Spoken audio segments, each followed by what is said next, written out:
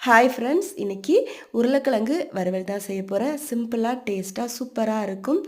உருளைக்கிழங்க தோல் சீவிட்டு வெட்டி வச்சுருக்கேன்.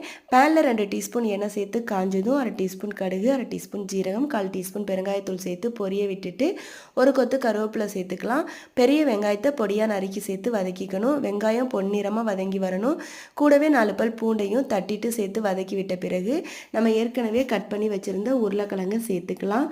சேர்த்துட்டு ஒரு தடவை நல்லா கலந்து விட்ட பிறகு 1/2 டீஸ்பூனுக்கு உப்பு, 1/4 டீஸ்பூன் மஞ்சள் தூள் சேர்த்து நல்லா பெரட்டி விட்டுட்டு மூடி போட்டு 5 நிமிஷத்துக்கு இதை வேக விடணும். தண்ணி எதுவும் சேர்க்க வேண்டாம்.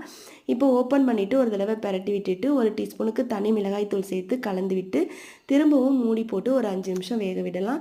திரும்பவும் ஓப்பன் பண்ணிவிட்டு கலந்து விட்டுட்டு ஒரு கொத்து கருவேப்பிலை, கொஞ்சமாக நறுக்கின மல்லித்தலையை தூவிட்டு சர்வ் பண்ண வேண்டியதான். தயிர் சாதம், லெமன் சாதம், சாம்பார் சாதத்தோடலாம் வச்சு சாப்பிட ரொம்ப சூப்பராக இருக்கும். ட்ரை பண்ணி பாருங்கள்.